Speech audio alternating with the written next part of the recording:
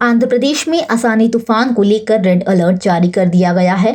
प्रदेश के काकीनाडा में असानी चक्रवात के कारण तेज हवाएं चल रही हैं। समुद्र में ऊंची लहरें उठ रही हैं।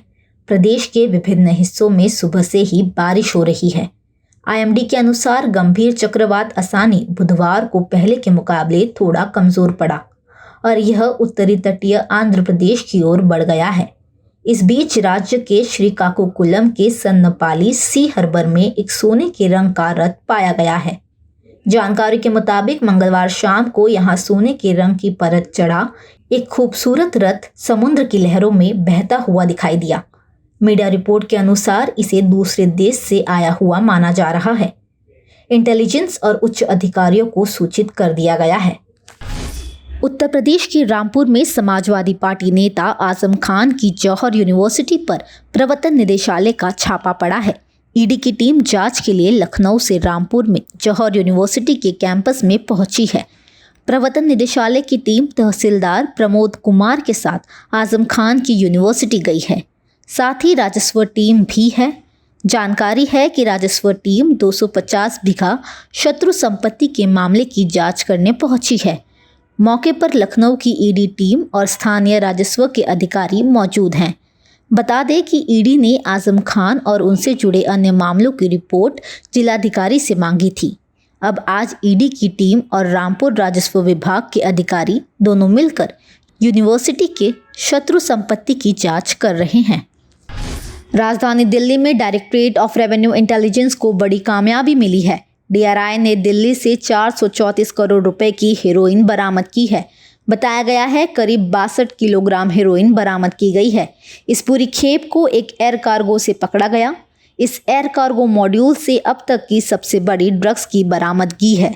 दरअसल डीआरआई को इस ड्रग की खेप को लेकर एक खुफिया इनपुट मिला था, जिसके बाद 10 मई को एक ऑपरेशन चलाया गया जिसका नाम ब्लैक एंड वाइट था। जब टीम मौके पर पहुंची तो कार्गो से 55 किलो हेरोइन बरामद हुई। ड्रग्स की ये बड़ी खेप युगांडा से दुबई के रास्ते दिल्ली तक पहुंचाई गई थी।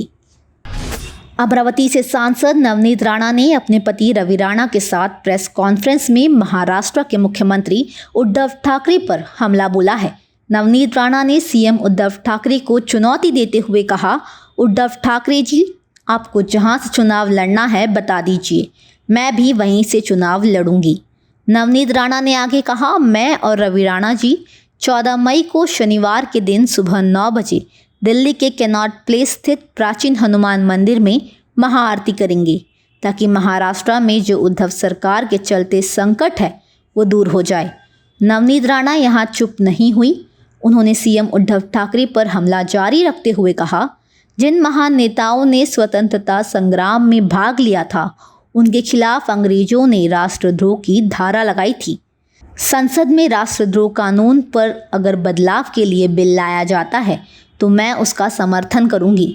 हम लड़ने वालों में से हैं, डरने वालों में से नहीं हैं। मैं 23 मई को विशेषाधिकार समिति के सामने अपनी बात रखूंगी। मैरिटल रेप यानी वैवाहिक बलात्कार को अपराध घोषित करने पर दिल्ली हाई कोर्ट के 2 जजों ने अलग अलग राय दी है। एक जज ने पति की तरफ से पत्नी के साथ जबरन संबंध बनाने को अपराध माना है, जबकि दूसरे जज ने कहा है कि कानून में इसे बलात्कार के दायरे से बाहर रखा गया है, इसे बदलने की ज़रूरत नहीं है।